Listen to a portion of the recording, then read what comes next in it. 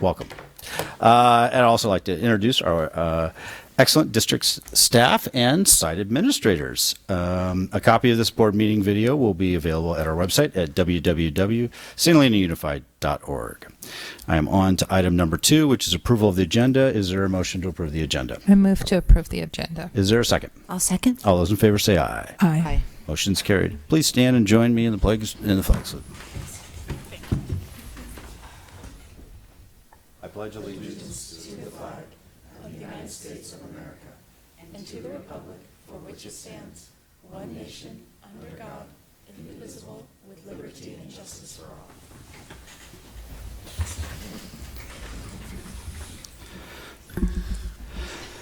We are on now to 4, which is public comment on items not on the agenda today. Does anybody wish to speak on items not on the agenda today? Well, there's no microphone for him, so I think we're okay. And there is nobody here. So at this point, it takes us to item number 5, which is a presentation on district-wide student achievement. Dr. Mary Lou Wilson, please. Yes, thank you. It's with great pleasure that we present to you tonight, this afternoon, data around our students and student achievement. Mr. Heller, Ms. Allen, and each of our principals are tirelessly working to ensure that every student every day gets what they need and makes progress. And there's lots to talk about, lots to celebrate, and work to continue. Mr. Heller, why don't you get us started? Sure. Great. Thank you. All right. So this afternoon, we are going to go through our district data report, our annual report, and we've changed the format a little bit, and I'd like to address that first. Everybody has received the academic progress in the data packet, and that includes many indicators of assessment and standardized testing and other indicators for the progress of students in our district.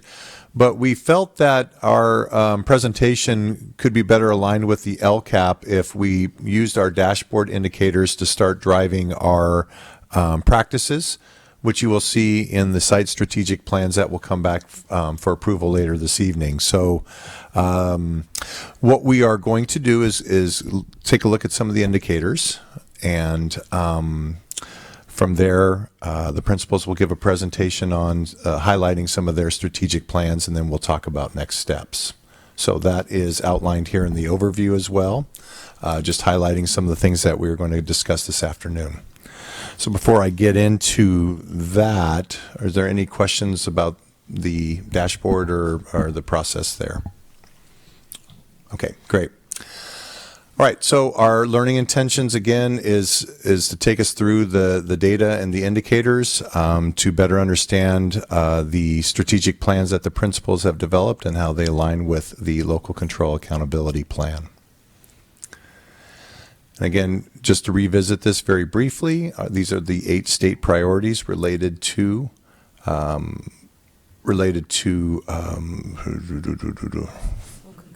thank you, local control funding formula. I should have wrote that up there. And before we get to all that, I want to just spend a little time briefly going over our district demographics. It is a key indicator of our students and their backgrounds and the things that they bring to our district. And I think it's important for us to spend a little time better understanding who our students are before we look at the data. So I won't spend a lot of time on each slide unless there's a question that comes up, but I will point out a couple things that pop out to me. And if you as always, if you have a question along the way on any slide, feel free to ask and stop me at any point. In terms of the district demographics, you could see the trends as they increase throughout the year, and the top bar graph being 2019 and 20 being our current year. This is related to our district of choice and capping of enrollment as much as we can.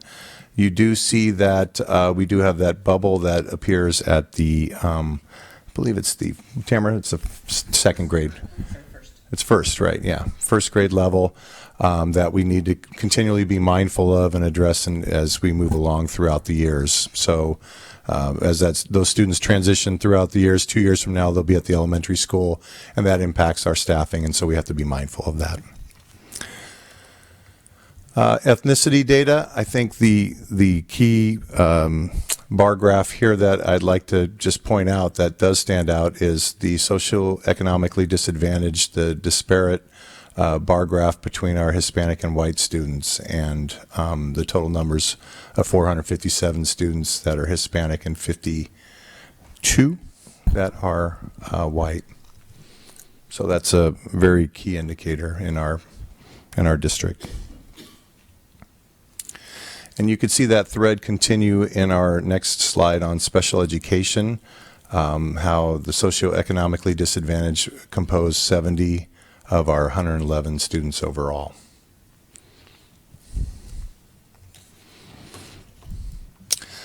Gender. We had added this slide a few years ago, and it does show, pretty even breakdown throughout the district. There's no large gap in between one student group between males and females and another across the board. It does seem pretty consistent around half and half and all those areas. Our graduation rates, keeping in mind that a lot of the data that we present today is reflective of a previous year from 17-18 because the new dashboard indicators have not been released, and they'll be released next month. And so we'll be bringing that back to the governing board perhaps in January, no later than February, to review our data from this year. But it does show that our graduation rate in the past 4 years is well above the state average, and maintains a mid to low 90% success rate. Without putting Principal Cinto on the spot, do you have any sense of where we might be? From last year? Yeah, just. We probably went down, but only because the calculations changed significantly. Bringing, Oh, that's right. Yeah. that special day class students into the calculation where they weren't included before. So that just alone brought a decline of 3%. Right? Okay. And we'll have more definitive numbers at our next meeting in January, February. Mr. Heller, if I could just interrupt. Principals, when you are talking, if you could move one of those microphones closer to you. Tanya, you're set, but Tamara and Corinne and Ben, we really want to make sure that we get you on tape today. Thank you. I believe they're all active. They are on. Yeah, they're live. Attendance data, we always shoot for the goal of 95% for attendance, and you can see that across the board we are meeting that goal of 95% for data for the 18-19 school year. School suspension data. Last year we did have a sharp increase in school suspensions. Most notably, it was, as we've detected last year, it did center around quite a bit around the vaping issue that we've experienced, and many districts have as well. And we do have new efforts to mitigate that with diversion and other opportunities for students rather than suspension on the first offense. So principals will address the suspension rate a little bit more in their plans that you will see later as well. And good news is last year nobody was expelled from the district, and that keeps a pretty good trend going for our district. So since I deal with that, I'll knock on wood. Any questions or reflections at this point that anybody would like to share, just related to our populations or demographics? Okay. Great. Okay, then I will give the next slide to Mary to talk a little bit more about the dashboard overall. Pretty serious group.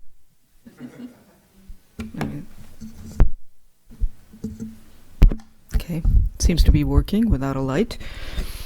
So we've gone over this a few times, but this is the California Accountability Dashboard overview. This is the new set of measures that the state of California utilizes for all the public school districts in the state of California in reference to how are they performing with multiple measures. So much better than what we used to have years ago with the API and just one measure of academics. Now we look at a variety of measures to see how the schools are doing, and this is called the dashboard. So what you have in front of you just briefly, is the dashboard for 17-18. The dashboard for 18-19 will be released on December 9th. So you're seeing data from the past. And so that really, it just gives you kind of something to compare to once the new dashboard comes out. How the dashboard works is that they have 5 colors. Lowest is red, then it moves up to orange, then it moves to yellow, and then green, and then blue as the highest. So red is lowest performing all the way to blue highest performing in a variety of categories. On the very top of that, you'll see the categories. There's 6 of them. You'll see it's chronic absenteeism, suspension, graduation, college and career, English language arts, and mathematics. There is a 7th one, which is the LP, which is the English language. But since we just started the LPAC testing, we will have something this year on the dashboard, but we had nothing in the past. So you'll see a 7th indicator right there. And those are populated by the state. Those are state indicators. And then there's local indicators that we populate from our side. And just quick perusal of that, you can see how we are doing across the board in our subcategories. Along the top are the state categories, along the side are the subgroups. And it just gives you a nice visual of what's happening. And as Mr. Heller was stating, we've broken those down into the actual indicators, and the state came up with a new look, and we've gone through this before at certain board meetings, but they call this the baseball card. And they're just, it just is what they're trying to do is make it pleasing to the general public as well as parents, and a little more user-friendly. So just for English language arts, we're in the green, and I'm always thrilled with that. We do see our EL and SED, which is socioeconomically disadvantaged, is SED, and for the sake of the dashboard they use students with disability, SWD, instead of special needs. So it is SWD, you'll see that. So when you see in the yellow on the bottom where they have an equity report, it's just how are we doing across the board with all of our subgroups in that particular category. And again, in the yellow, it's our EL, students with disabilities, and students that are economically disadvantaged. Our white students are in the blue, and our Hispanics are in the green. So we certainly have some work to do, even though we're doing very well overall in English. For math, you'll see the scores as well. We're in the yellow overall, and we've declined. And what you see there when it says 12 points below standard, remember we had discussed the conversation that when you get your state scores, you have level 1, level 2, level 3, level 4, level 1 being not met, level 2 nearly met, level 3 met, level 4 exceeded. What they say there, when you have 12 points below standard, means standard 3, so it's your distance from standard 3. So it used to be the distance from 3, now they call it the distance from standard. So it just means that we're below the MET standard.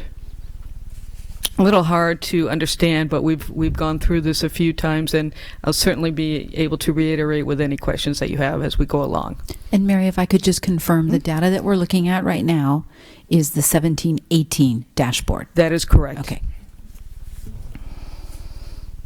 Just a note that I had down here on my list of little comments is that for our K2 schools, the federal guidelines require us to do a pair and share, so they're attached to the 3rd grade scores. So the distance from standard for 3rd grade will be what the color will be for the primary school. They will get a color as a K2 school because they're attached to 3rd grade scores. Just wanted to put that out there. Which makes sense. Everything builds up as we're going from grade level to grade level. Next one has to do with English language learners. Again, we'll see something on our dashboard this time that comes out on December 9th. But prior to that, you can just simply see where our students have scored. Again, they put a level 1, level 2, level 3, level 4 being proficient.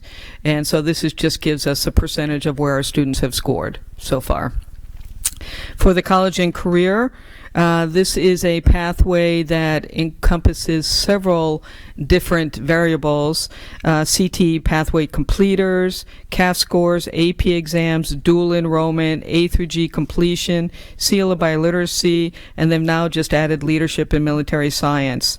And it just states, are they prepared? Are they gearing towards prepared? Are they approaching prepared, or they are not prepared?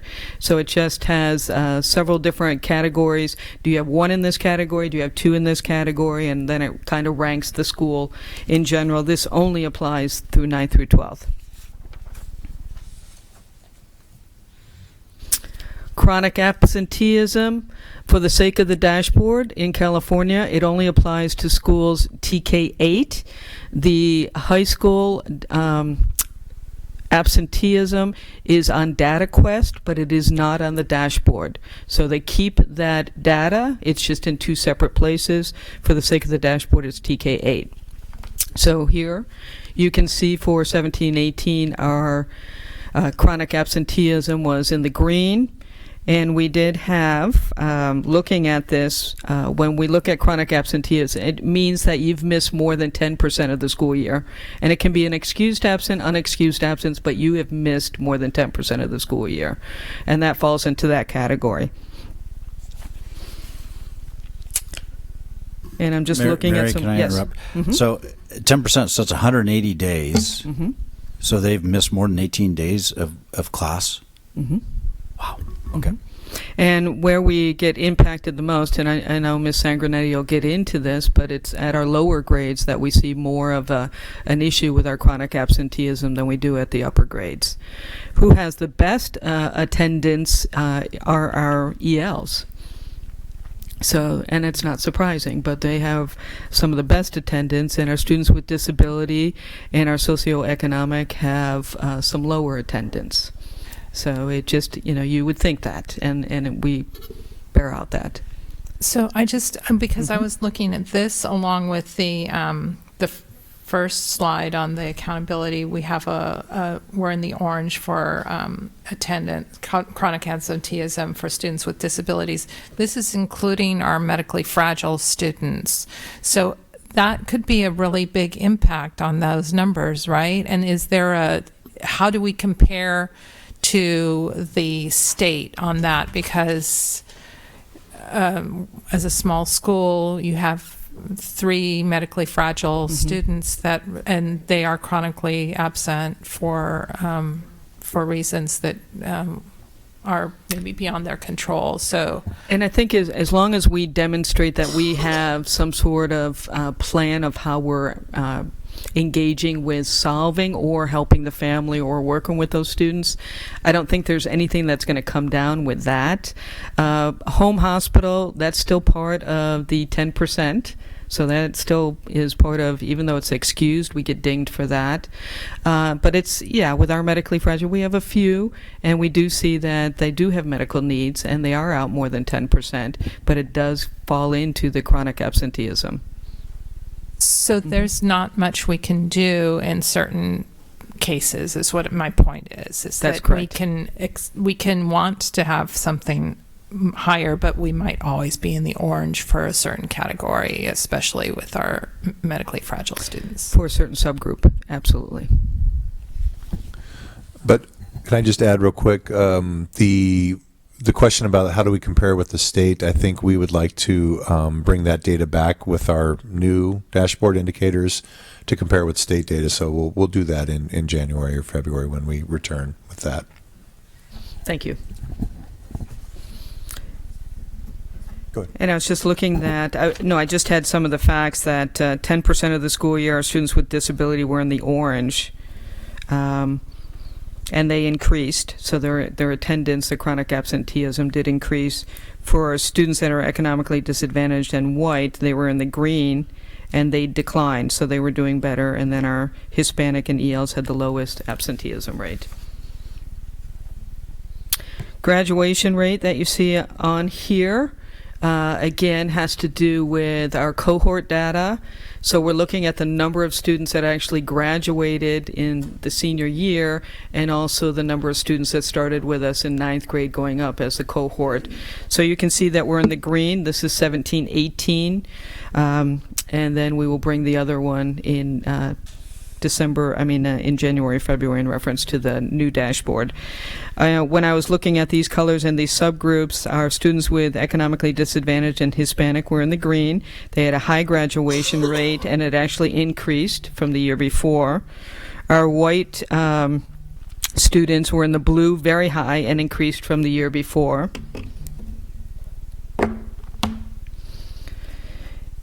And let's see if we have anything else. This does graduation rates. You cannot include students that are on the certificate of completion, high school equivalency certification, adult ed certification, or a student that takes the high school proficiency exam.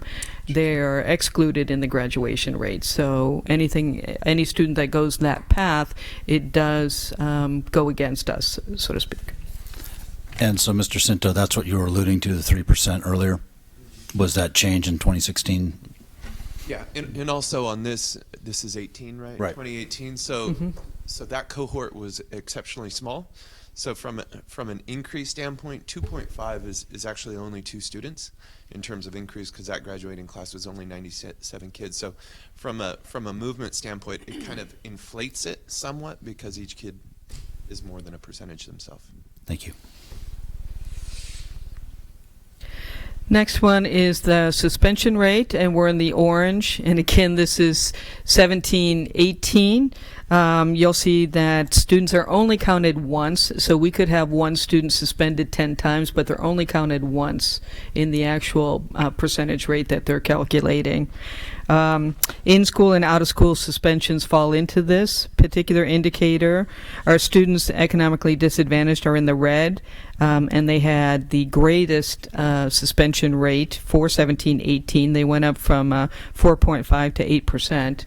So definitely a population we need to look at. And then also our students with disability were in orange, and they also had their suspension increased.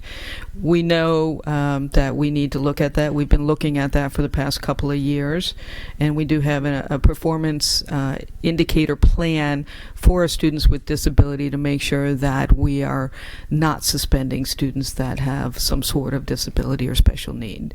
So we have been working on that, Mr. Heller and myself and the special ed teachers. But certainly we're in the orange, and we don't want to be there, and we hope that we won't be there. And we've made some alternatives to suspension, definitely with vaping for this year as we're moving into it. And then for the local indicators, we just had this up at our last board meeting, and you all got a preview of what went into the dashboard related to the local indicators. This first set of indicators falls under the heading of conditions and climate, and that is how well schools are providing a healthy, safe, and welcoming environment. We have to fulfill certain requirements underneath that and populate that with written narratives and data. We've met all of those. The next set of local indicators falls under the implementation academic performance, and this is looking at school performance from a variety of lenses. It has to do with making sure that our students are receiving the academic standards that the state have set. Next one we have for the local indicator is access to a broad course of study, and that falls under academic engagement, and that's just making sure that our students have the capability of taking rigorous courses and have access to A through G requirements, AP classes, as well as other classes. And that's it. Any questions? For the local indicator, how are those standards calculated? Just either standard met, standard not met. What goes into calculating those standard achievements? That's a good question. It is a good question. Actually, they have a template, and oftentimes it's a rubric. Are we following the state standards for English? Are we not following the state standards? Do we have an approved course of study for English at the various grade levels? What are our curriculum? Also, it just, in reference, are we using the Healthy Kids Survey? Are we reviewing that data? Are we presenting that data to the school board? So there's several questions related to a template and a rubric that we need to fill out, as well as a narrative. Mm-hmm. So before we leave the indicators and move to the principal plans, I did feel that it was important for us to go at a high level just to look at our CASP scores as a district overall, just to get a sense, as a governing board in a community of where we stand. And, this first slide shows our CASP ELA, English Language Arts, and focusing on the last two dots. I mean, you can see the trend over the time in the last 5 years. But if you focus on the last two, the last row is the calculation of the level 3 standard met. So that would be the score that you would need to meet to achieve level 3. And then the second to last column is where we stand. Okay, so that's where we are as of the 18-19 scores. And then you can see at all 7 grade levels for English Language Arts, we have met the standard, and so the line will go a little bit left to right down, which is kind of intuitively doesn't make sense, but it shows that second column is higher than the standard or level 3. Does that make sense? Okay. So that's really positive, and it shows, you can see trends over time throughout the grade levels, and to see that we are making growth. Mathematics has the same trend lines, and you could see by the calculations there, we have 3 out of 7 that have met the level 3 standard. So we have some work to do again in mathematics. So this is an area we have been discussing for several years, since I've been here for 4 years, as mathematics is an area we want to continue our focus and improve our scores in. Overall, the pie chart here breaks it down a little bit further with the not met, nearly met, met, and exceeded.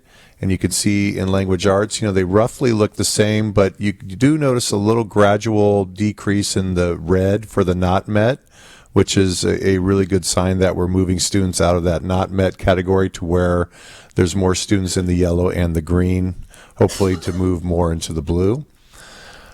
And then in mathematics, you could see from 18 to 19, the green slice did increase a little bit. That shows, roughly, I think I calculated 5.5% growth overall.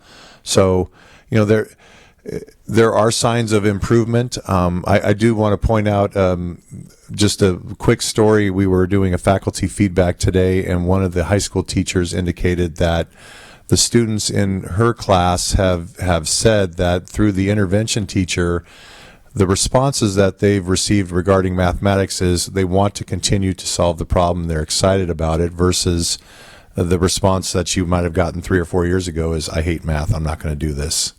So, I mean, it does create that I can do this and I want to engage in mathematics. And that's that whole math mindset that we've been talking about for several years that does engage our students to continue with mathematics versus saying, I'm not a math person. So we feel confident that over time it's going to increase and yield even greater gains. Questions or comments on that section? I had a quick question for the CASP testing. We were doing 3 times a year, right? For how many times a year is it? That's the state testing. That's 1 time per year, it is and a it's in one the time? spring, Okay. 1 time per year. That's MAP testing, Oh, is okay. measures of academic Okay, progress, that's the and one, that's okay. not a test. That's just kind of a Right, the indicator. yeah. Okay.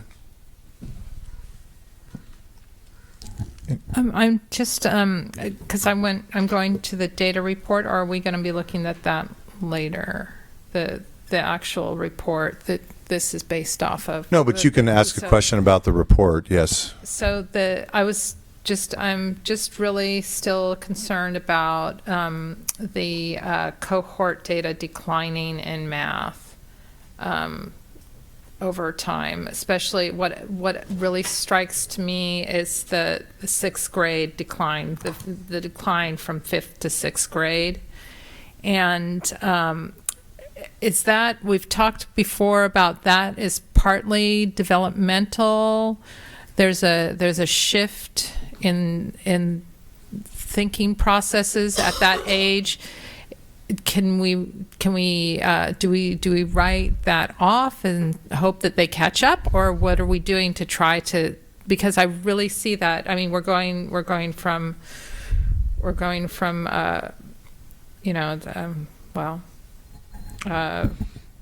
if you look at the cohort data on the report on page 19, we have third graders getting 62%, and by the time they're in sixth, they're at 40%.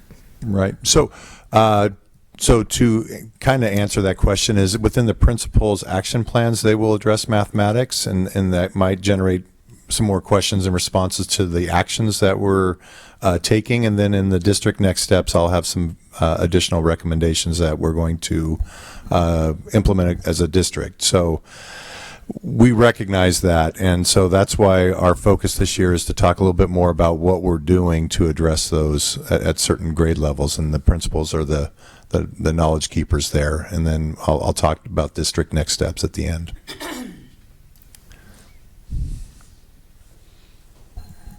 Okay, so let's go to the next part, and this will be the principals using their dashboard indicators to talk a little bit about their strategic plans that will come back for approval later this evening. And so we will start with the primary school. So that will be Principal Sanguinetti. Okay. Hi, everyone. I wanted to start off with, obviously, that we don't have our... Oh, it's not working?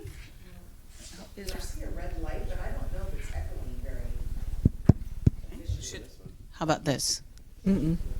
Still doesn't. Okay. We'll just... How about now? Yeah? There.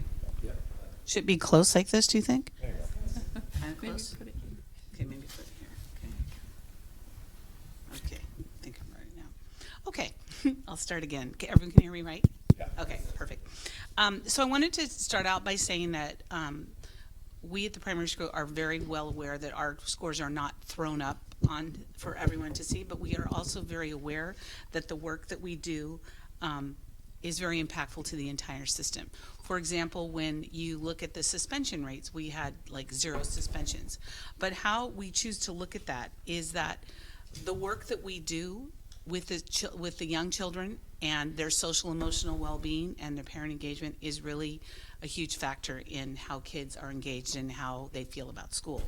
So a couple things that we are doing this year to focus on the social emotional piece as well as the behavior piece is that every day in every classroom teachers are leading a community circle, and it's a very focused community circle, and it's based on the 5 social emotional components: self-awareness, self-management, social awareness, relationship skills, and responsible decision making. So we started off the year with our behaviorist kind of providing lessons and resources for teachers as this is new for them, and we wanted them to get a really strong knowledge base on those 5 social emotional competencies.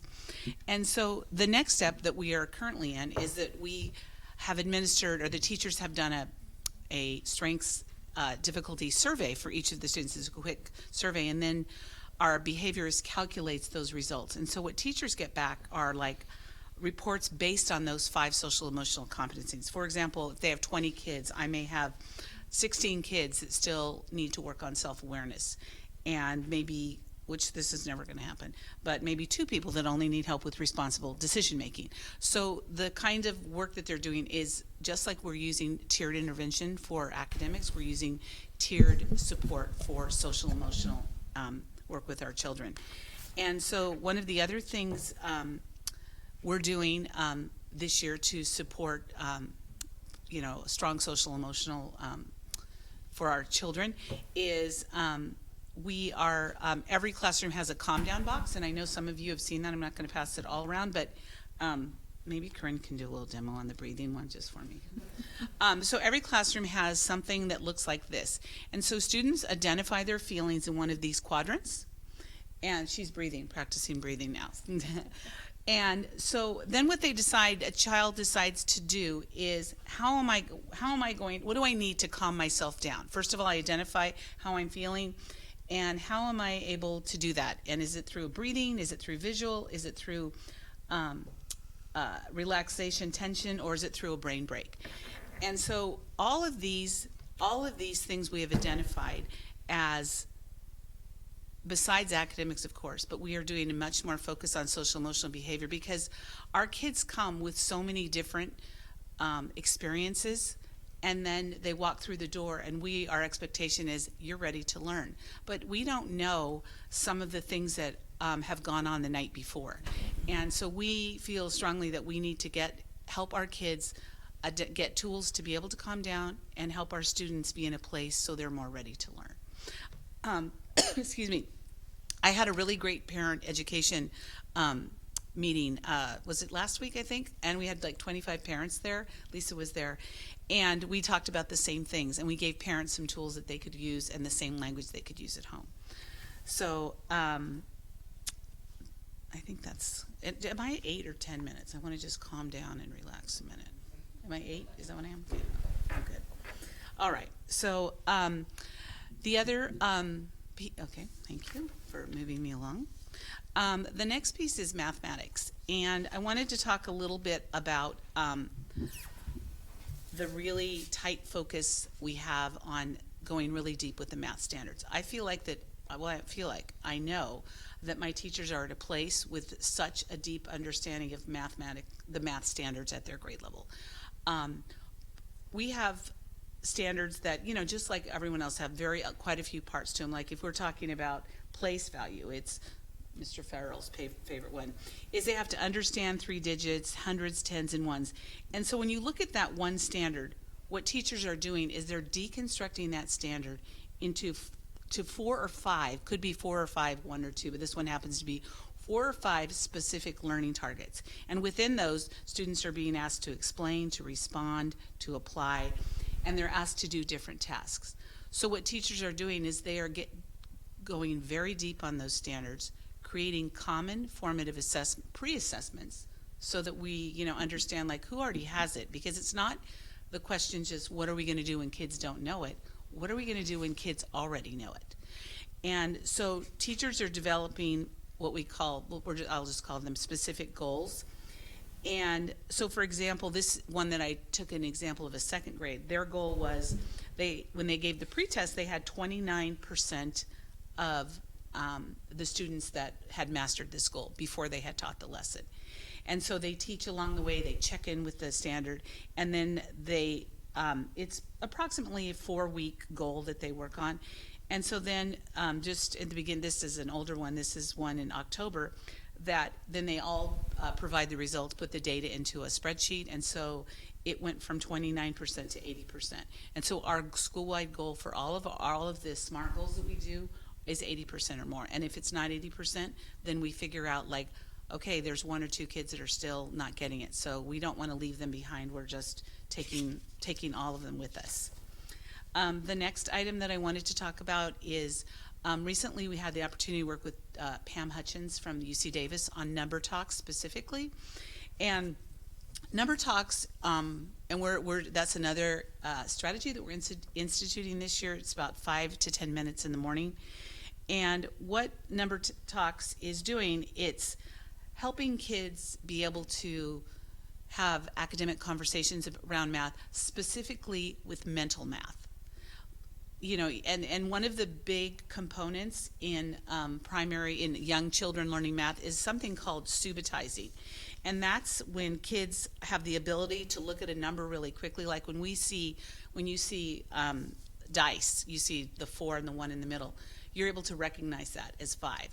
And so that's a skill that needs to be taught specifically to kids. And being able to recognize that as 5 helps you to put that number in your head, helps you to understand how to add on all these mathematical strategies. So like this is just an example, like kids are able to say, what is that number? And then teachers have them talk to their partner like, how did you know that was that number? And so they're thinking aloud, well, I know that this one is 4, and I know there's 2 here, and then I added the 1 more.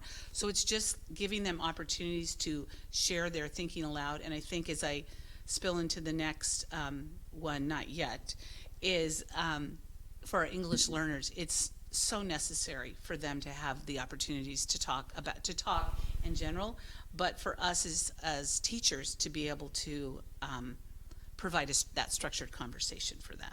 So that's another piece that we're doing this year.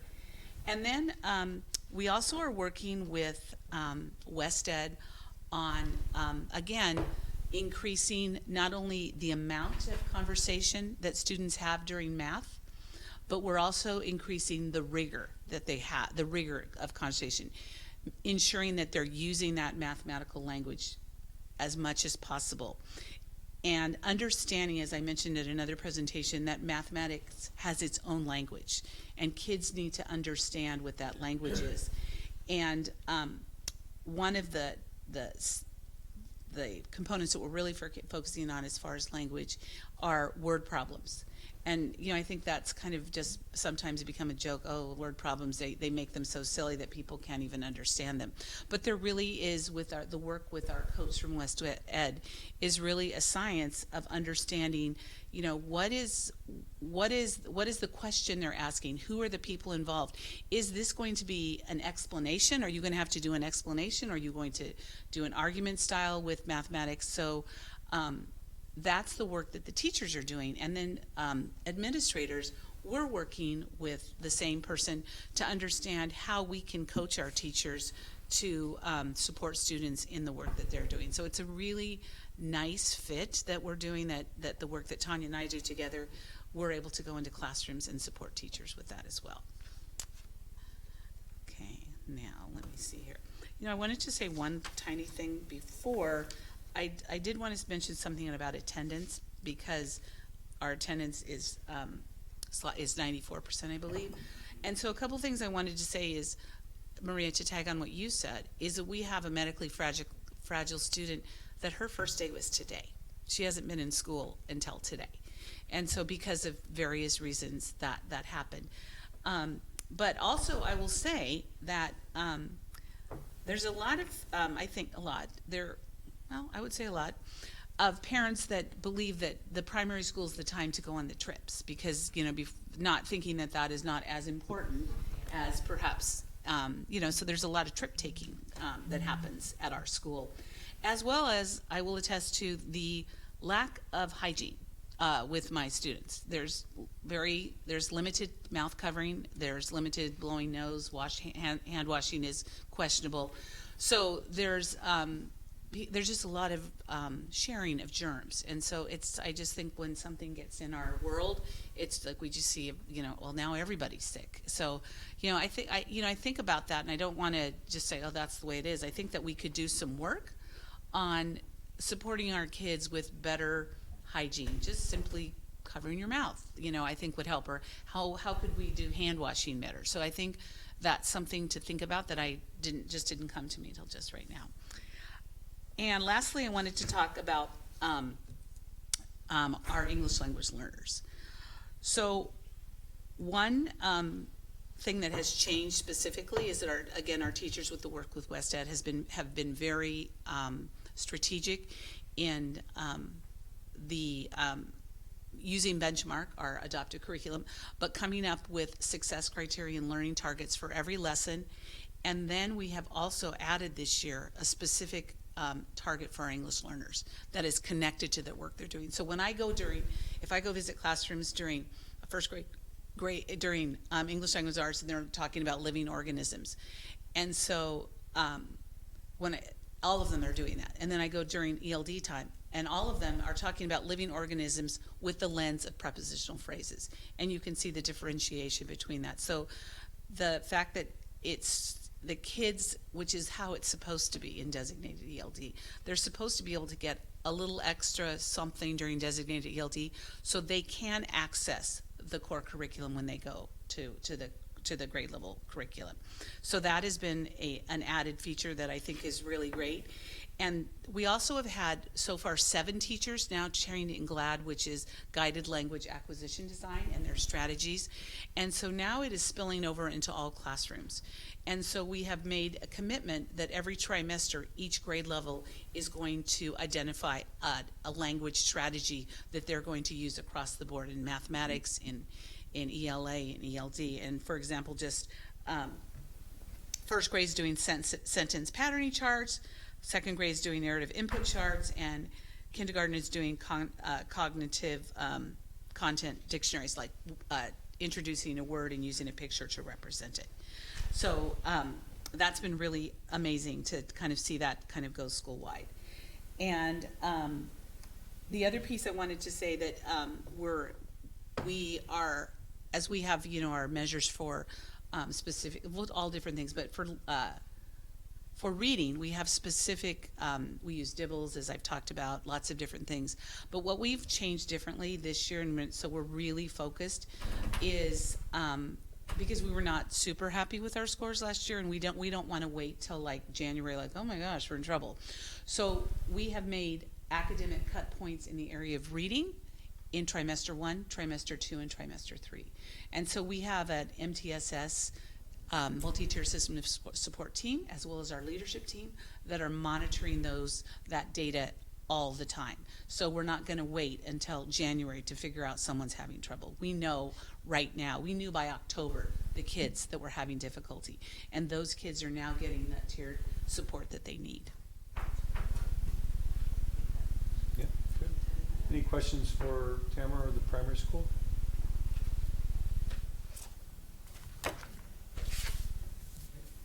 We'll move on to Tanya in the elementary school. Actually, I do have a question. I think when you first got here, Tamara, you had a discussion with parents at one of your first meetings, and you provided the data of chronic absenteeism and graduation rates in high school. Do you still present that to your incoming kindergarten, or do you still present that because I think that made an impact. I know that parents responded well to that data. Yeah, I haven't, Maria, and that's a really good idea to revisit that, because I think that the connection that you bring up to when kids are in school and the graduation rates and how important that is, and how I think really it's really about building habits, and for parents to instill in their children that it's important to come to school every day, because we can give you the work, but it's not the same as having you in the seat. Thank you. So there's a reminder of our dashboard indicators. On the next slide, you'll see one that I'm focusing on specifically is to reduce the suspension rate. That was a decline you see going into orange. It represents an increase from 2 to 3 students suspended, so it's not a tremendous increase, but it was an increase. And in order to reduce suspensions for every child, some of the things that we implement are going to affect positive change, I think, in behavior across the board. So for example, we have implemented more data in all areas, as Tamara's mentioning, through multi-tier systems of support for academic, social, emotional, and behavioral. In this case, our teachers used a screener last year, and we found a better screener that Tamara also indicated, that the strengths and difficulty screener. Our teachers at 3rd through 5th grade have also done that for every student. It takes a few minutes per student looking at different indicator behaviors, and then Dana Sabin works with that information, develops like a colored system to show if kids are in the red, yellow, and green, and then gives teachers not only the prescriptive kind of diagnosis of which students and how many need each skill to be enhanced, but also some lessons that go along with that and suggestions for how to support that in the classroom. That's teachers doing that. for some of the students that are at the higher level of need, they get more specific and targeted support from Ms. Sabin and some of our other multi-tiered systems of support agents, our special ed teachers. With that system as well, that's to help them learn to improve their own regulation and behavior. I'll mention a bit in my next presentation about equity. We're also using some calm down kits, well, using the kits in every classroom as well, so that students are able to not only identify their feelings, but also what happens when they feel that way and what is the specific thing that they can do to help regulate themselves. What's been really fun is that students themselves were able to take a survey and look at all the types of items that help people calm down, and then select the things that they thought helped them the most. And then we recently let the students know what percentage of each thing was won, and then why we ordered them based on their own needs, and they're now using them in the classrooms, which is fun to see, and I think powerful as well. The check-in, check-out process. Last year we had 14 students that had such a significant kind of pattern of need of behavior support that we made a very specific person for them to check in and out with every day at the beginning and the end of each day. They had some goal charts with specific 1 to 2 things that they were targeting at any given time, and they would get points throughout the day that adult, as their sort of anchor person, their coach, looked over every day, saw trends, helped them with some incentives, and helped them make a plan. And we saw that really work. In a few cases, they actually were able to stop the check-in, check-out process during that year. There's some students this year that were on it last year that have come up really proud saying, I don't need my chart anymore this year. And so just that the kids have a goal, and there had been a fear at times from teachers thinking that that might be a crutch, or maybe they'd get dependent and they would need to have these incentives all the time, but we haven't seen that. We definitely see kids feeling proud and wanting to show improvement and wanting to graduate from the program if possible. And then also our data tracking for referrals. So that's the larger office referrals have always been tracked, and we put them into a computer database. Some of the things that teachers deal with on a daily basis had more just been case by case as far as tracking or letting our team know, our multi-tiered systems support team for behavior know. So we now have a tool that we've started this year. There's QR code and a link as well that all teachers can access. Our specialists, our behavior people out on playground supervisors, our teachers. When they have an incident, they put in the name. They also have a drop-down menu for the teacher that student is a teacher of, and that will automatically send the email to that teacher. If they click that it should go to the office, it automatically goes to me at that moment, and then a description of what's been happening. Even if it's not sent to me, I see the tool itself because it all goes into a spreadsheet, and then we're able to see that and list it by student name. Our cut point is that if there's a student who now, those are some of the lower level incidents in addition to bigger ones, when we see 4 incidents for any student, we're bringing parents in, a team in, and we're talking about the patterns and behaviors. So far, no one has gotten to that point, but we'll see as it keeps going throughout this year. I expect that we will see that. And that, again, is that to help all students be able to be better regulated and supported. And then the next, increasing our math achievement. So that, with WestEd, that's where our rigorous analysis of how the language of mathematical problems, the word problems and the real world application of math, so that students are able to understand the language of what's being asked of them, and then also how they can construct their own more rigorous and more clear explanations or arguments about mathematics. All being coached to do that, and all classrooms are making progress.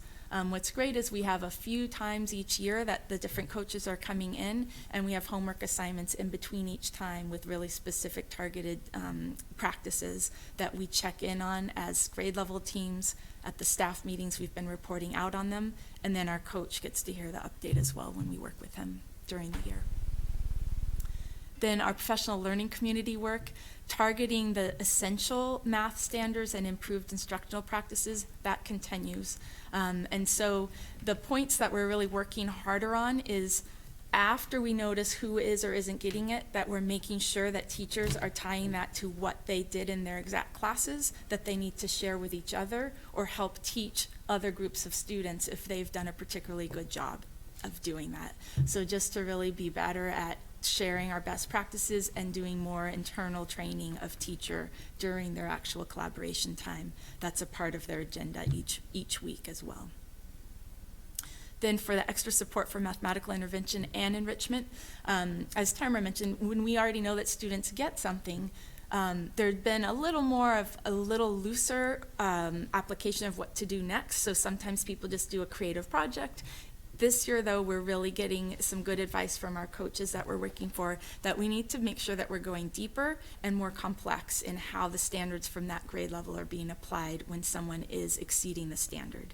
So instead of going on to a next grade level standard, we're actually looking at, okay, what's a more like kind of complicated way that this comes up in our own academic discourse, so that kids are able to like see it in multiple contexts and not just do like a mathematical algorithm to show that they understand something, but that they can apply it and pull it out of like an engineering type problem, maybe integrate it with something with science and math in the language of mathematics, and kind of get like even more proof that they've got it at a very strong foundational level. And then for English language learner achievement, our coaching tool, we're continuing to work with the rigor and the frequency of how students are speaking to each other and engaging. And they're tracking their English language learners in particular. They all know the 5 to 6 or 7 students that they have that they're really taking a close focus on data, collecting data on how many times and how the students are engaging and making sure that they're not slipping through the cracks. We're always talking about at least half or more of students giving responses rather than just having a student or a few raising their hands and showing that that is a group of students understanding. So shooting for 51% to 100% of engagement and clarity of explanations gives kids that kind of practice that's super important. And then also our improvement of the use of success criteria. This really is for math and language arts for all students, but particularly for our students who are English language learners. Being able to look at our standards and then break them down, as Tamara was mentioning, into all the discrete parts of the standards. The part that we're working on is a 100-day plan, where it's to make sure that all our standards are broken down in that way and that kids are using them to set their own goals and to self-assess how they're doing according to that daily enrichment standard, or sorry, just learning standard that they're working on. So the teachers talk about it, refer it during the lesson, and then after the lesson is over, go through each of the indicators that they were trying to work on to see if they've got it or they don't. The students themselves see that and they're interacting with them to self-assess as well, which is shown to be a really great strategy. So we're hoping that that will give us a lot of progress with our language learners. And then newcomer support. It's been a few years since we've had newcomers, which fresh to the country, and we do have a couple this year. We're able to have a pretty quick and complex way of supporting them a few different times during the day. So within our Systems 44 and reading intervention, we also have one of our paraprofessionals who's working with their discrete language learning in addition to the designated ELD time that's happening in the classroom as well. Good. Any questions for Tanya or the elementary school? No? Okay, and we'll move on to Corinne and the RLS. The RLS. Tanya, could you please pass that microphone down?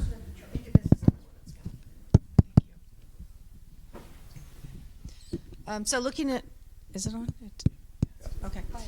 It has to be really close, I guess. Our chronic absenteeism rate is in the blue, so we're really pleased at that. It is a focus at every ELAC meeting. Sorry, I could not come up with that word for a second.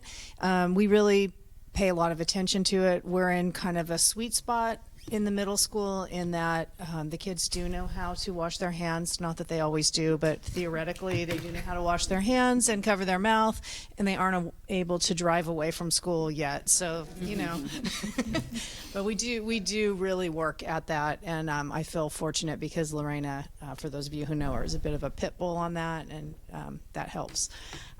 So a few areas that another strength is English language arts. Sorry about that. So I'm not going to address that except to say that we've continued to see growth across the board in that area. We do have a number of newcomers that are a part of that, and so we're happy that our scores staying in the green despite all of the language learners that we have in our school. I think it says a lot about all the work that this district has put into supporting students who come to us without English being their first language. Thank you. So similar to the elementary school, suspension rate is orange. The prior year it was green at 3% of kids being suspended. That orange represents 3.3% of kids who were suspended. So it's really not some massive amount of change. The difference is that score is based partly on the number and partly on whether it went up, down, or maintained. And since it dropped, that moved us over. So some of the, and it is an area of concern, certainly. Vaping has affected us, and I know Ben as well, pretty significantly. It does seem better this year, I'm very pleased to say. So the school resource officer is using a curriculum to teach a vaping education course as an alternative to suspension for students involved with vaping or possession of paraphernalia. She's doing the same thing for the high school. We, again, haven't had to refer any students to that program yet this year. I'm sort of scared to say that out loud, but at this very moment, it's all good. One of the other things that we're doing is just based more on prevention. In middle school, that's really our big focus, is how do we teach kids to make good choices? How do we teach them to be responsible? How do we teach them to go to the high school where they'll have lots more freedom and be able to handle that and make intelligent, responsible decisions? And so we have instituted a program called Responsibility-Centered Discipline, which is a very different approach to student discipline than any approach that we've used in the past. I'm not going to go into it at depth, but basically what we're doing is putting the weight of the behavior on the student instead of on us. So typically if a student did something that they ended up in my office, it is then my responsibility to figure out what consequence to give them, which theoretically will fix it, and then they're going to come back and it will all be good. And the relationship with the teacher there has never been systematically repaired. So they may have been really disrespectful and rude in class. The teacher writes them a referral. They come up. There's some consequence. The consequence is served. They come back to class. Nothing has really changed with the teacher, except now their relationship is not what it was before. So this program really focuses on repairing broken relationships and making kids be the ones who are responsible for solving their own problems. So it's been fascinating to watch. There's certainly bumps in the road. You know, it's brand new this year. We'll see how it ends up playing out, but so far it has been kind of miraculous with a few kids. You know, not with everyone. It's not a magic bullet, but essentially if a kid does something wrong, there's a whole process where a teacher deals with it, and when it gets to the point where they're at a level 3, which is they can't work it out anymore, they come to the office and they remain there until they come up with their own solution for what they are going to do to fix it. And that solution cannot be, I'm not going to do that anymore, or I'll just listen, or I mean, it has to be an actual thing. Super interesting watching the kids really struggle with that idea, because it's so much easier if I just tell them what they're going to do to fix their problem. They really prefer that. So it's been very, very, very interesting. And they have to then go back to class. They talk to the teacher with me present, and they have to ask the teacher for permission to come back to class. Obviously, the teacher's going to grant that permission, but the idea is that when the kid comes back, they have had that face-to-face. They've had to own their behavior. They've had to say, I did this, and this is what I'm going to do to fix it, and I'm sorry, may I please come back to your class? So it's been really interesting. It's just fascinating to me. And then one of the things that we're continuing, we've adjusted it for several years, wellness, and we're continuing to do, it's just 2 to 3 minutes of mindful breathing that's over the loudspeaker of the PA system every morning. And the group that we have now, that our 8th graders have had it the whole entire time, and they have stopped fighting it, which is great. And it's reached kind of critical mass where it's part of the culture now, and that was a tough road. I think Joe may have been the first year we had it, and it was a very different, it was handled very differently then. It was a longer time, it was in the afternoon, it was, teachers had to figure out what they were going to do, so it's really been a process of refining and giving kids some tools, just a quiet time so they can start the day on the right foot. So it's been great. The other area that we continue to work on always is math, and we are also working with Pam Hutchinson at UC Davis to work on creating a visual mathematics learning course at each grade level for those students who have traditionally not been successful in math. And we realize that our ability to do something about it at the middle school level is much better than the high school's ability to do something about it when they have A to G requirements and all of the other things that we don't have to deal with. Because of the MTSS AVID staff, we've been able to have additional support in those classes. By offering that additional course, it's also reduced the class sizes in all of our mathematics courses, which has been helpful for all students. And we've also managed to figure out a way to have a special education teacher co-teaching each of those math essential classes. And then to address the cohort concern, so in 6th grade, the cohort from last year went from 36% in 5th to 38% in 6th. The 7th grade went from 40 to 53, and the 8th grade went from 47 to 58. So I feel like the longer they're at RLS, the better they do, and that our math scores are really starting to reflect the amount of hard work that has been put into trying to better support kids and better fill those gaps for kids. And I'm really proud of the work that the teachers have done, and it's so gratifying to see it starting to pay off. I'm very pleased with that. And then our English language learners are always a challenge. The older they are when they come to school, the more challenging it is to get them to where they need to be. So we do have our ELD teacher has an instructional support period, which has been amazing. She is absolutely passionate about what she does, and she's providing multi-leveled ways to support teachers and give them strategies for helping individual students. She meets with every single one of our language learners, and they do goal setting 3 times a year, and then she follows up on that, and the kids are responsible for following up on their own progress and goal setting, which research shows is super helpful in getting that buy-in and having kids see that what they're doing has a purpose and is getting them somewhere. We also have a bilingual newcomer class, which we haven't had in the past because RLS does not have very many teachers who are bilingual. It gets harder and harder when you're a single subject. And then we also have an intensive support class for 6th grade language learners through a focused English class that is in addition to their designated class. And the reason we did that is there's a huge shift between 5th and 6th grade. Our 5th graders, for example, they don't get grades.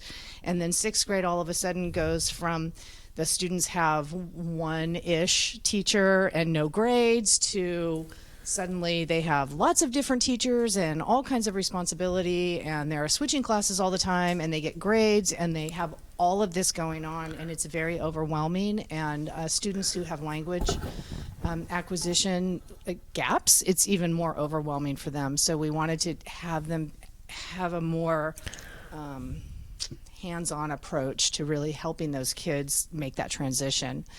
And again, having that AVID MTSS those 2 additional paras has really been helpful because it's allowed us to offer additional support, not only in AVID, but also in the EL classes and also in the math classes. And I feel like we've gotten every single mile out of those 2 women that we could possibly get, and they are amazing. So that's it.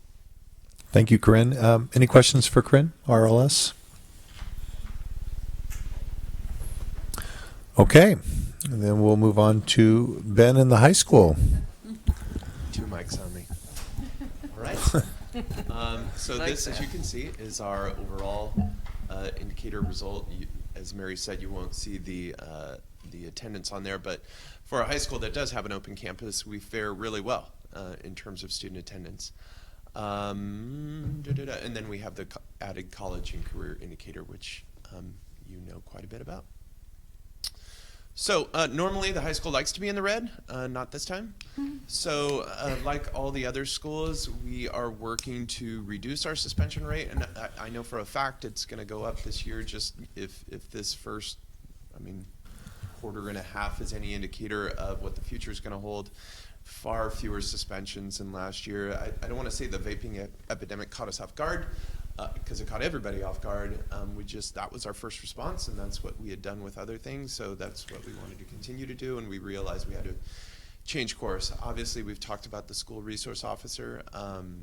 Working with Mary Lou and Andy this year as well, we were able to add Up Valley support services for families in terms of working with kids who need adult mentorship or diversion or other mental health services.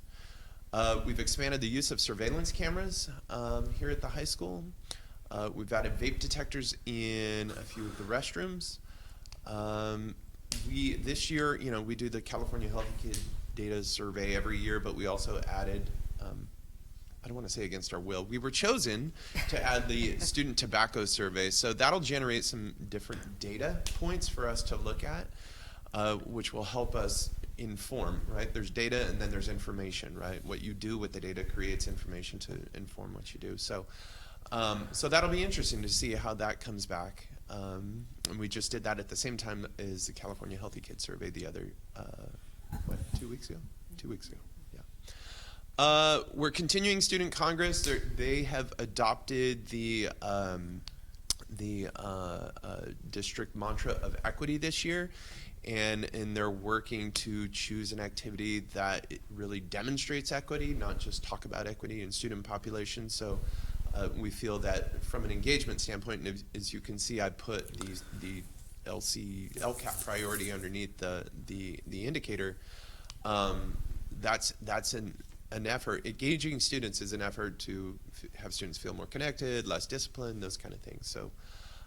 And for those of you that know, we had the Well-Balanced Student Parent Education series in, or not series, but in October, and then we have a Well-Balanced or something College Fit meeting, but it really does kind of harness some of the issues in families that are, forcing kids to be stressed and anxiety and lead to bad choices and those kind of things. So it kind of fits in the overall engagement strategy and getting parents and students to consider other ways to manage life and make healthy decisions.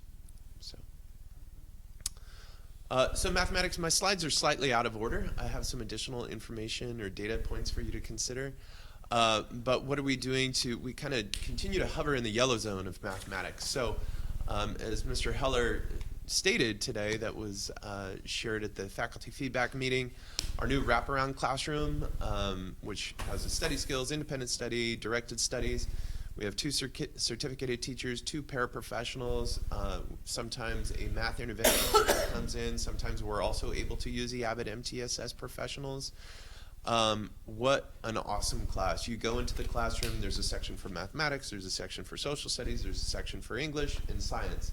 And everything that is happening in every grade level within those classes, tests that are happening, homework that's due, or terms the kids need to reflect on is up there. And we have 35, maybe more, kids in this classroom. It's Mr. Farrell's former classroom in the band room.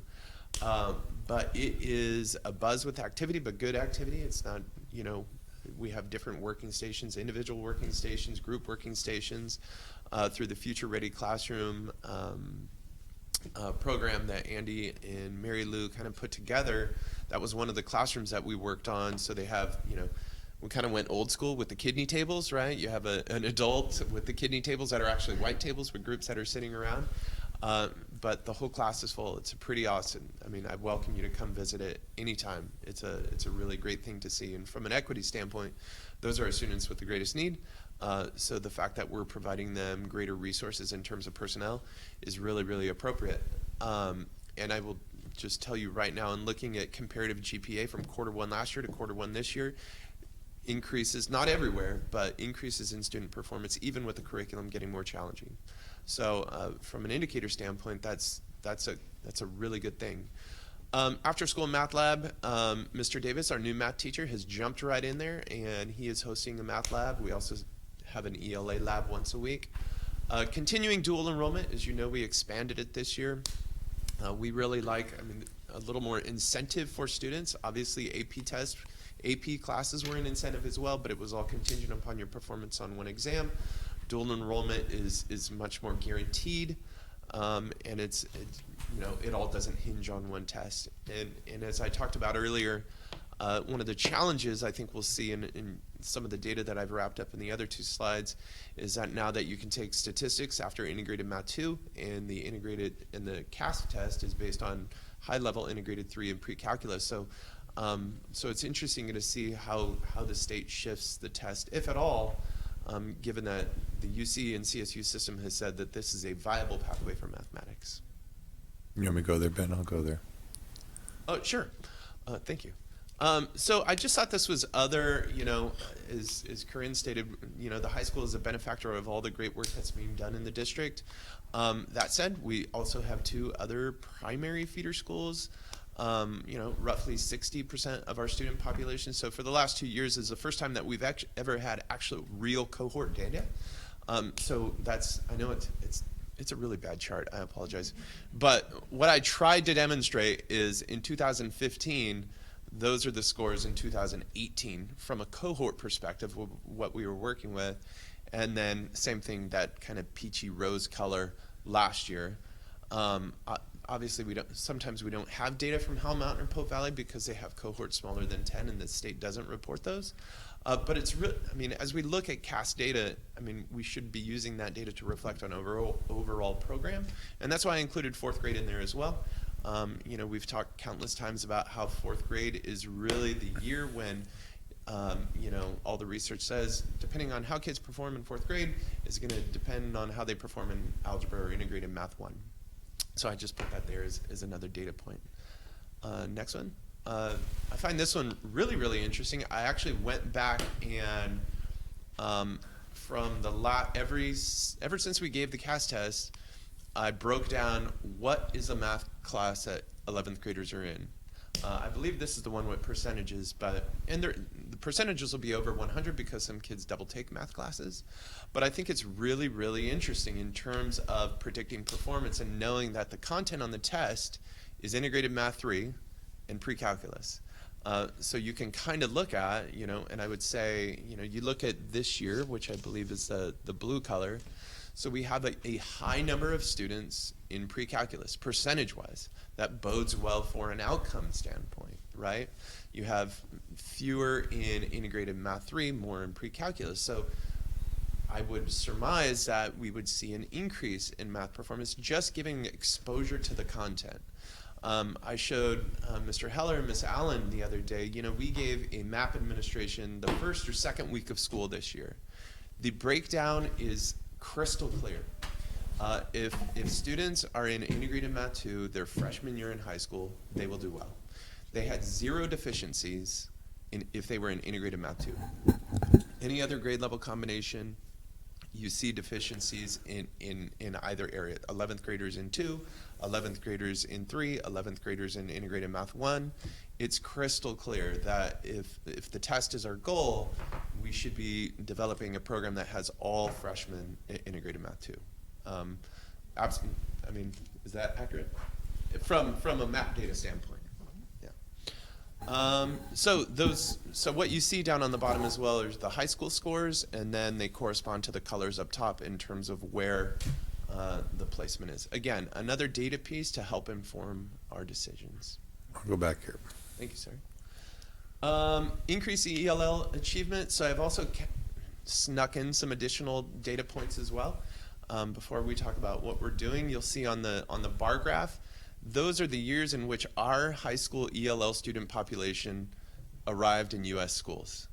So that shows you, although we talk about the ELL student population as one, you look at the variety of when they've arrived in U.S. schools. So with 2 kids arriving this year, 2 kids arriving last year, and then a smattering in between. What's good is the bulk of the students arrived in 2010, you know, and 9, and that would be the most significant number of students that should have entered in kindergarten.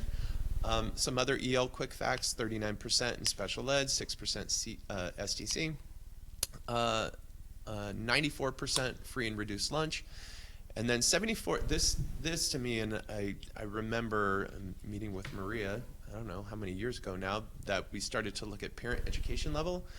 You look at all our ELL parent ed, 74% are non-high school graduate, and another 13% on top of the 17% are declined to state, which normally means either not a high school graduate or just a high school graduate, because people who tend to have college degrees or postgraduate degrees, they're happy to state those on there. So, but those are just, again, other points to add context. So what have we done this year? Obviously, we've talked at length about the Abbott MTSS professionals. We have added them to it just so worked out that we've been able to add them to our ELD class at the high school. Also, because of the 2 paraprofessionals in the directed studies, independent study class, that just so happens to occur during the prep period of those teachers, that she's a bilingual paraprofessional and going to school to become a teacher. I've added her to that designated ELD class. I recently read a report on engaging Hispanic students in California, and one of the things that they recommend from a family engagement standpoint is to, you know, reduce the barriers to coming to schools. So we've blown up our entire ELAC meeting. I actually have one tomorrow. So what they're going to do is they're actually coming to the school for 4th period ELD, where the students will be working with their parents and showing them how they're progressing in their English language arts and on the LPAC. They're going to show some short-term, long-term goals. And then we're also going to provide lunch afterward. And we've provided kind of a fact sheet, a bilingual fact sheet on the available resources and supports, because equity is about, you know, reducing the barriers to available opportunities. So we have a community resource sheet and we have a school resource sheet of things that the students are able to access or the parents are able to access in our school or community. We're training our new ELD teacher, Mr. Patterson. And thank you to the board. Again, we continue to reduce financial barriers to our students from AP testing, PSAT, SAT, ACT prep. And Dr. Wilson, actually, bullet point E, she recommended me to sit on the Adult Ed Consortium board. And we hold, you know, a few meetings, but we talk about what services are we providing for adults in our community. And given that second bullet point in the EL Quick Facts, we will actually have high school equivalency, high school diploma courses occurring at the Up Valley campus this year, which if we can start to solicit a targeted student or parent population, maybe that can start to reduce the impact that parent education level is actually having on their children, which would be amazing, because if kids see their parents going to school and the connection there is obvious, and hopefully we can get some groundwork going there. Great. Questions for Ben in the high school? I have a question just kind of across the board. We talked earlier about the local indicators, specifically focusing on the school climate. Just across the board, are we seeing that school climate is much more positive when these indicators are much more positive? Are we seeing a correlation there, or is it kind of spaced out? And then more specifically, when we see positive results with the Healthy Kids Survey, are we seeing positive results with these dashboard indicators? I know from I'll address data. that. Yeah. Oh, sorry. I didn't hear Gwen. Just speaking for the middle school, we have a few concerns about California Healthy Kids Survey data's reliability, primarily because middle school kids are taking it. They don't they don't want to. It's pretty long, and there's a lot of questions. And one of the things that we've changed to help have more reliable data is it used to be done during PE, which was not an ideal situation to give it, pulling kids out and putting them all in a giant room and a huge group of kids and having them take it. And so this year it's being done in the science or history classes, so it's a smaller group, and hopefully we'll get data that's more realistic. I think, overall, all of our schools do well, and the things that we do on those indicators do help indicate that we have a positive climate, which, as somebody who's worked in other school districts, I can say categorically that we do. So. I know the Healthy Kids Survey is more, it has a more articulated amount of indicators that we can glean from that rather than the overall one bucket. In the primary level, or the fourth and fifth grade students take it, it has to be an active consent. So that means that parents have to sign a permission slip that they take the, field trip permission slips come back very easily. A survey permission slip wasn't as easy, but this year we made just one change that has really helped us get a much higher percentage this year, which was to give out the permission slip during our conference time. So we had that ready, we explained it, talked about what the data would be used for, and we got a much higher amount of students, really closer to the 100%, with some opting out, but a lot more, so we'll be able to see more students taking it, but they are really, especially areas like if they feel connected to school, if they feel like they have a voice, that they have choice, and that they're being accounted for by adults. Those are really high, and we want to see that trending towards higher over time. Good. Thank you. Thank you. Yeah, I'm just more curious the rationale about why chronic absenteeism is not like a high school is not included in that. Why the state deems that not to put in there. I honestly don't know why they don't include the high school. I know DataQuest is the other big field, as I told you, that they Right. put the high school attendance in there. I'm not sure why they don't, and that's probably a good question for me to ask. But it was just recently just came out that, it's only going to be K-8 and 11th will be on DataQuest. Okay. Thanks. I'm just wondering if it's due to so many extracurricular and co-curricular activities that it would be distorted to report that. I'm just wondering. I would like to add that I'm very pleased to hear about making good use and enjoying having the additional staff of the AVID full-time instructors. It was, as always, we make tough decisions out there from what we glean in the public, and then you come out and you wonder why we didn't do this 10 years ago. And this is one of those cases. So where we're now taking advantage of having these two individuals that are able to provide so much more for our students, and we're getting so much more from them. And yes, it is at a cost, but it's where we need to put our money. And so I'm very excited to hear that both schools are doing very well with that and are engaging them and finding good use for them. So thank you for that report. Yes, and so in conclusion, I just wanted to point out to the board the initiatives that we have throughout the district, highlighting the ones that you heard several times tonight, including the MTSS Avid Tutors, which was a commitment that was made last year and that helped support our RLS and high school students.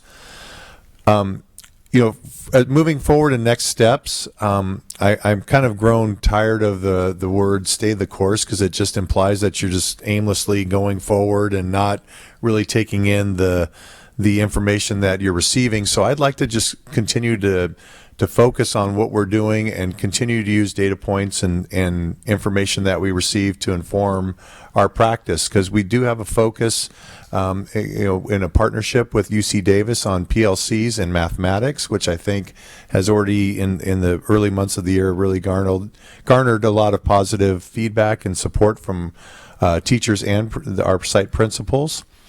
We do have a strong partnership with WestEd in a number of areas with depth of knowledge. with EL strategies and with mathematics, and I want to continue to nurture and foster that as well. And then our data also told us that we need to continue to take a look at the progress of our special education students. And with that, we'll continue to train staff and review our student data as part of our process to take a look at areas that we can improve. So, the question was posed, what else do we need? And I think at this point, I think what we need to do is continue doing what we're doing with Fidelity and take a look at the progress that we're making and see if there's a change in course that we need to make or an alteration down the line. But as of right now, I feel really comfortable and positive with the principal's strategic plans to address some of our areas on the dashboard. And so I'm really happy with the work that we've done, and I want to continue doing that. So that concludes our report for this evening. We'll be taking any final reflections or thoughts. Yeah, I still I want to go to the math data, and in reading the written report, I know that it's the 2018-2019 data, but we still have 84% of our students are either conditionally ready or not ready for college level coursework in math. And we only have 16% that are ready for math at the CSU level. So I know that that we've seen data where the level of math is a determinant of whether you finish your community college, whether you finish your 4-year degree. I know we're doing a lot, but I really want us to ask you as a team if we should reconsider the graduation requirements of 4 years of math for our students. I do realize that we have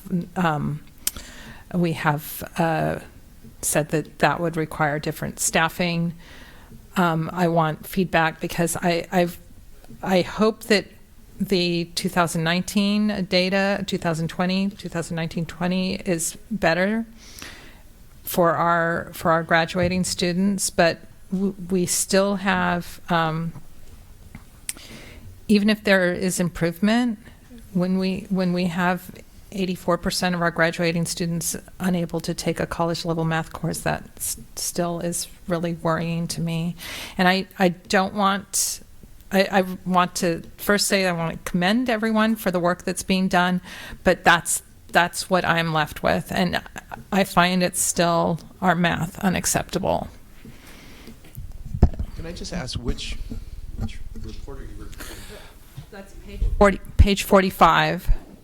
Thanks. On the EAP So, results. Mr. Cinto, it's referring to, so when you're looking at the CAS scores, which includes the EAP, it's if you have exceeded, you automatically do not need to take a remediation class in college. If you met, you're conditionally ready and you have to do a senior year math course.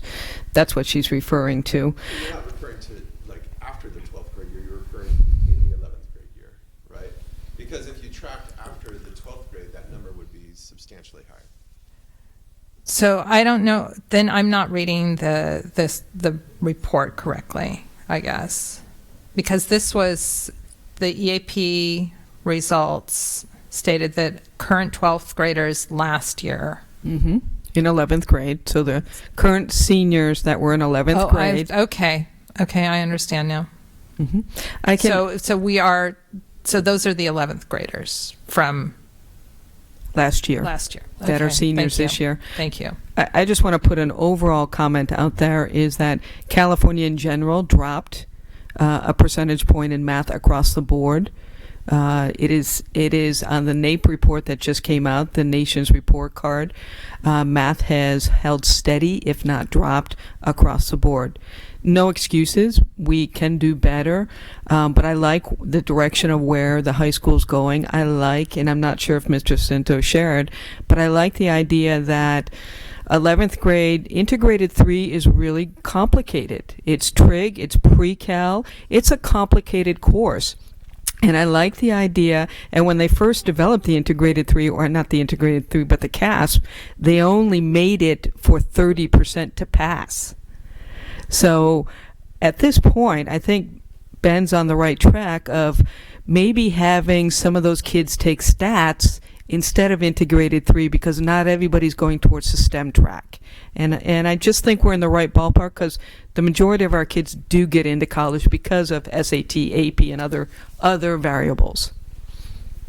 I wasn't saying that it had to be calculus or pre-calc or trig. I just feel that the 4 years of math, even whether it's personal finance, I think is helpful to our students. I know that I'm sometimes a lone voice on this. We have 4 years required for English language arts. I believe we should have 4 years required for math, as well as, and within that we could include personal finance, even economics or physics could be qualified as a math course if a student doesn't want to take a true math. Okay, thank you. And I just, to kind of tack onto that a little bit, I think one of my takeaways in going through all this data and reading the plans is that one of the biggest challenges in teaching is ELL. I have to think that we just got through hearing how it's such a language heavy subject now. And if that language isn't your first language, I think that's got to contribute to our scores dragging down. Again, not trying to excuse it, totally hear what you're saying, but I really do think with the emphasis and all the extra work being done with our ELL students, that we have to be a little patient, I guess, is what I'm saying, because maybe all that work with those particular students will help those scores as well. I would have to think that that's definitely is a factor in seeing the achievement that we don't see. That didn't make sense. No, that made actual good sense. Yeah. If you look at the data too, you can see it separated out, right? And that is validated by the data. I would like to also concur that I like the idea of staying the course. I think we've got a lot of things at play right now, and a lot of different interventions and teams are coming to help us right now. Last year, we also made a bold move and removed the looping piece, K through 5th grade, and it'll be interesting to see how that plays out, because we won't have any strategic information this year. It's actually 2 years from now when we'll finally see, but then we're going to actually have single subject experts teaching the same information year, and I expect to see a real pop at that point in time. So I do concur with the administration that I think it's the time to keep the course. We've got a lot of things going, and let's just kind of see how things are going from our standpoint. Well, so my comment, and this is, I think that I've shared this before, is the UC Davis program.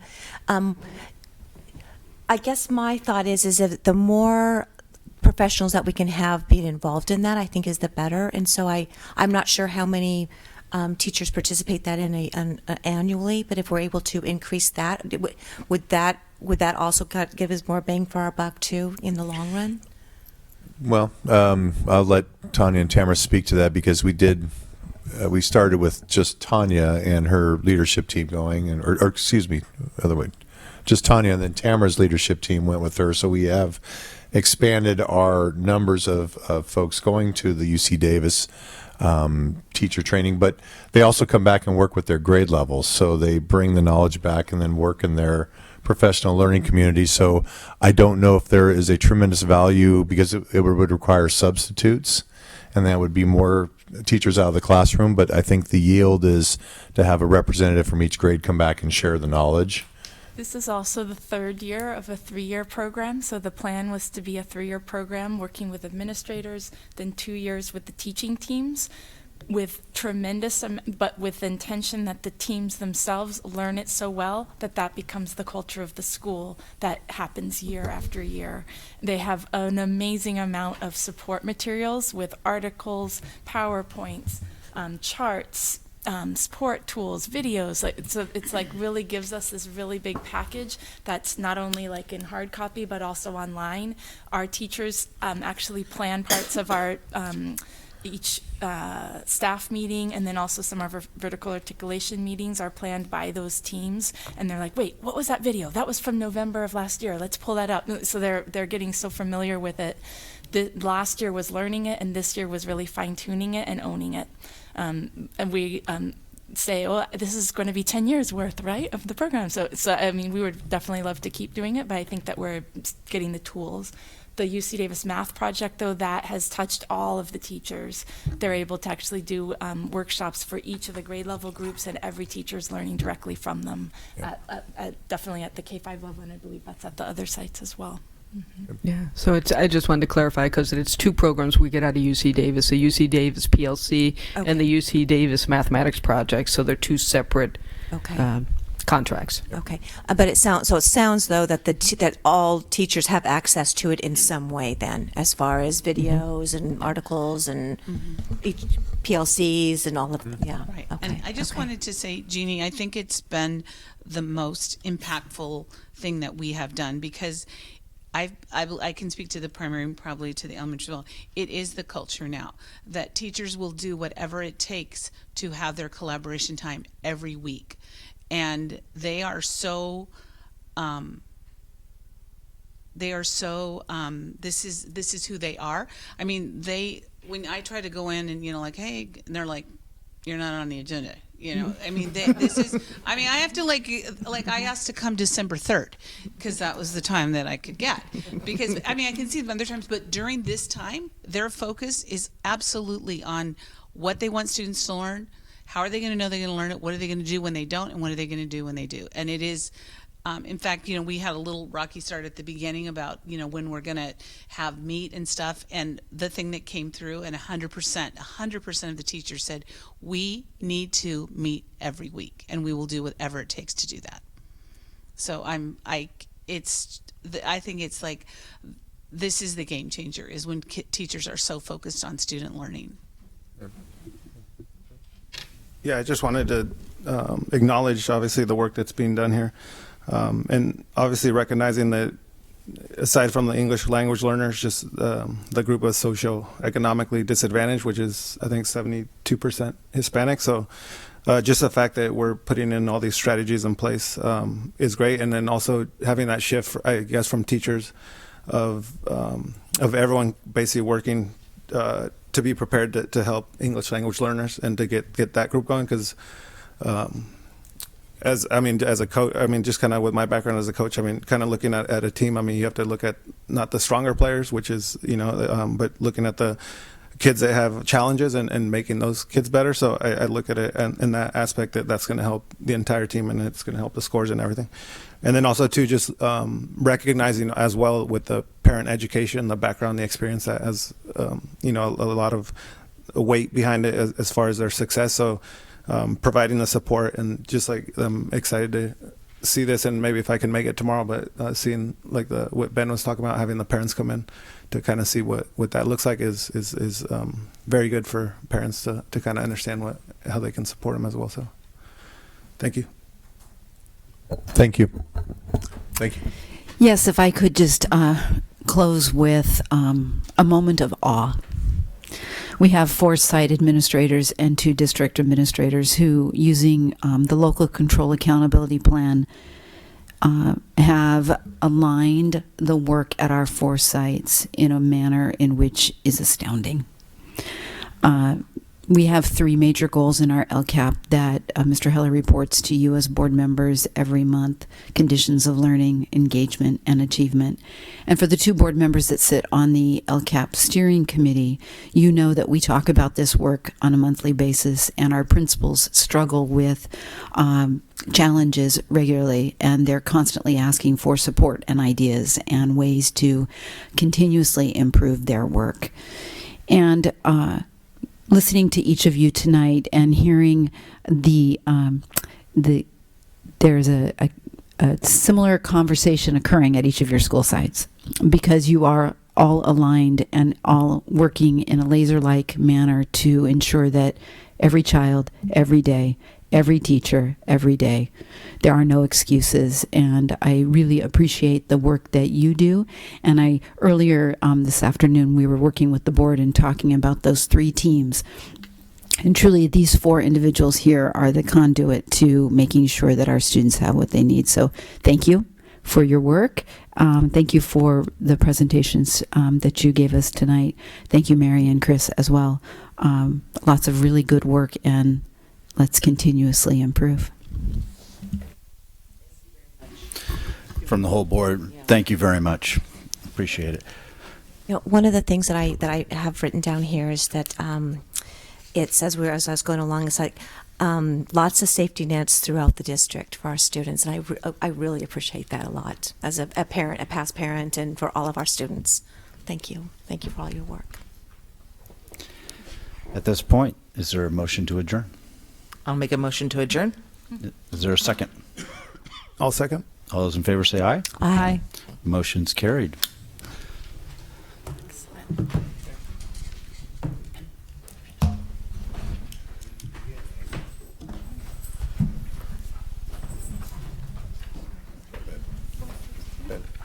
Ben, what time is that tomorrow? VEL tomorrow. 11:10. 11:10. I'm gonna go too, so yeah. Just come by here and we'll go. Come by 11. Okay, yeah, just let me know. I think it's culinary. Downstairs. Culinary class.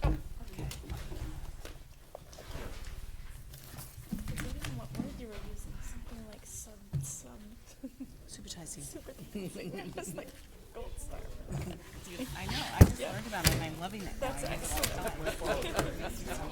I know. I was like, Oh, okay, thank you. Yes. I wonder if I'll just leave my bag here. Yeah. I don't know if they're gonna move these tables. Well, I'm gonna put it over like